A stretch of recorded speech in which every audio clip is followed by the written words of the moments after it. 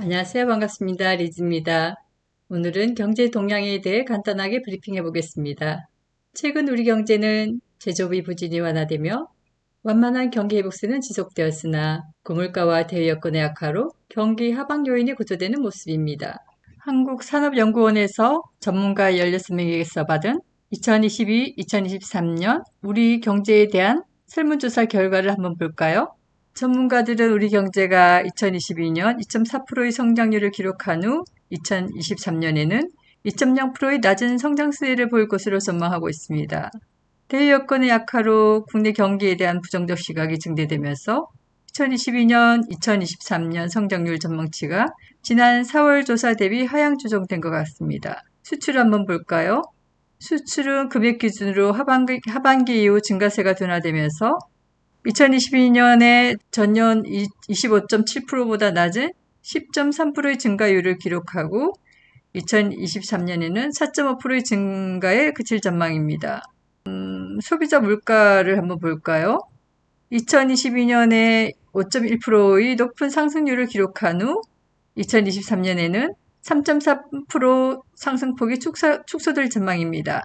참고로 응답자들은 기준금리가 올해 75bp 추가 인상된 후 2023년 말까지 3%를 유지할 것으로 예상하고 있습니다. 세계 경제 전망에 대해서 한번 알아볼까요? 주요국의 통화긴축 기조가 강화되고 미국과 중국의 경기 둔화 가능성도 확대되는 등 대외 여건이 악화되고 있습니다. 중국의 봉쇄 조치가 완화되면서 상품 교역 증가세가 소폭 반등하였으나 기업 심리와 OECD 선행지수가 장기간 하락세를 보이면서 경기에 대한 부정적 전망이 증대되고 있습니다. 최근 공급망 차질에 대한 우려는 다소 완화되었으나 우크라이나 사태가 지속되면서 대부분의 국가에서 물가 상승세가 확대되고 있습니다. 주요국의 소비자 물가를 한번 볼까요? 파란색이 미국이고 회색이 유로존, 검정색이 중국입니다. 특히 미국의 물가 상승세가 심각해 보입니다. 미국은 물가 상승 압력이 가중되면서 가파른 기준금리 인상 기조가 지속되었고 주요 지표도 부진한 흐름을 나타내면서 성장세 둔화에 대한 우려가 확대되고 있습니다. 중국은 어떨까요? 중국은 봉쇄 완화 이후 경제 지표가 일부 회복되고 있으나 제로 코로나 정책과 부동산 위축 등으로 경기 전반의 불확실성은 매우 높은 상태입니다. 유로존도 우크라이나 사태의 장기화와 고물가에 대응한 통화긴축으로 경기 회복세가 완만해질 것으로 예상되고 있습니다. 다음으로 국제 금융시장을 한번 알아볼까요? 고물가와 경기 둔화 우려에도 불구하고 투자 심리가 일부 회복되는 등 금융시장은 안정을 찾아가는 모습입니다. 파란색이 7월입니다. 7월 경기 침체 위험이 부각되고 금리 인상 경로 전망이 하향 조정되면서 주요국의 장기금리는 비교적 큰 폭으로 하락하여 글로벌 달러 강세 흐름도 상승세를 멈춘 것 같습니다.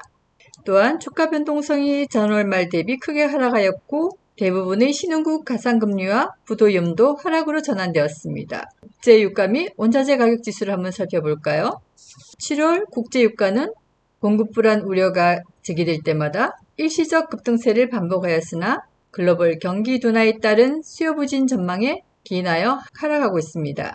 다만 7월 중반 이후 달러 약세, 우크라이나 곡물 수출 우려와 기상 여건의 악화 등으로 주요 원자재 가격이 상승으로 전환하였습니다. 전문가들이 전망했던 경기 전망이 매우 어두웠죠? 우리나라의 경기 둔화 신호는 이미 나타났습니다. 그렇다면 이런 경기 전망에 부동산 시장은 어떻게 반응을 할까요? 다음으로 부동산 시장을 한번 살펴볼까요? 여러분들이 최근 가장 많이 보는 뉴스 헤드라인입니다. 전부 부동산 가격의 하락을 경쟁하듯이 보도하고 있습니다. 사실 확인을 위해 몇 가지 부동산 지표를 살펴볼까요? 부동산 시장을 예측하는 데 도움이 되는 몇 가지 지표를 알아보겠습니다. 먼저 금리를 살펴볼까요?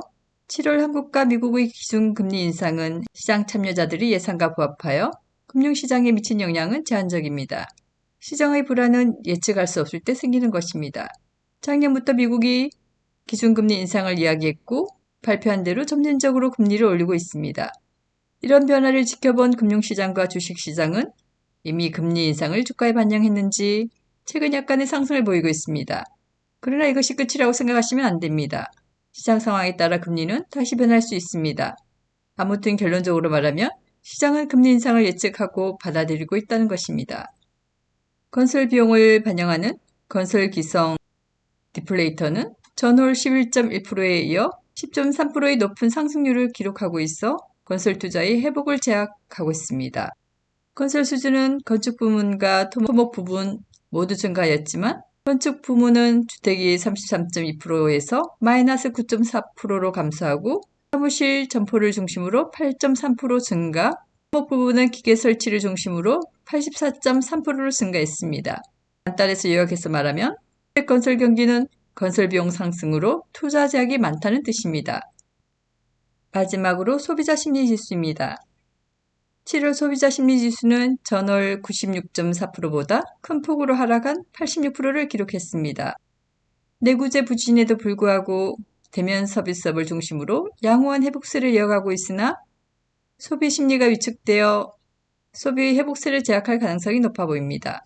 이상 세 가지 지표만 봐도 부동산 시장을 밝게 볼 데이터는 없는 것 같습니다. 그럼 이런 지표를 반영하는 아파트 매매 동향을 살펴보겠습니다. 2022년 6월까지의 전국 아파트 매매 가격 지수입니다. 작년 말을 기준으로 아파트 가격의 상승이 확연하게 멈춘 것으로 보입니다. 그러나 이 지수로는 아파트 가격이 폭락했다고 말하는 것은 무리가 보입니다. 다른 지표들을 더 살펴볼까요? 아파트 매매 수급 동향을 살펴보겠습니다.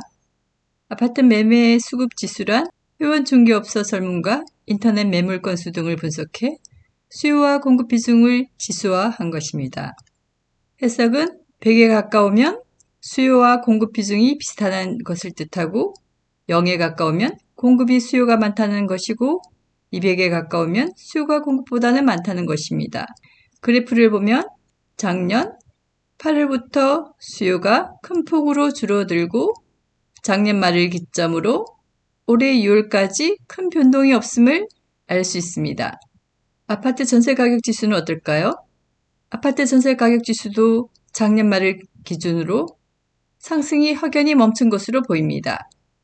아파트 전세 수급 동향도 매매 수급 동향과 비슷합니다. 오늘은 한국부동산원의 자료를 이용해 국내외 경제 동향을 알아봤고 이에 반응하는 국내 부동산 시장 동향도 간단하게 살펴보았습니다. 오늘 내용을 간단하게 요약해 보겠습니다. 최근 주택시장에서는 주택가격이 하락 전환한 가운데 주택거래가 부진하고 기대 심리도 약화되는 양상이 나타나고 있습니다.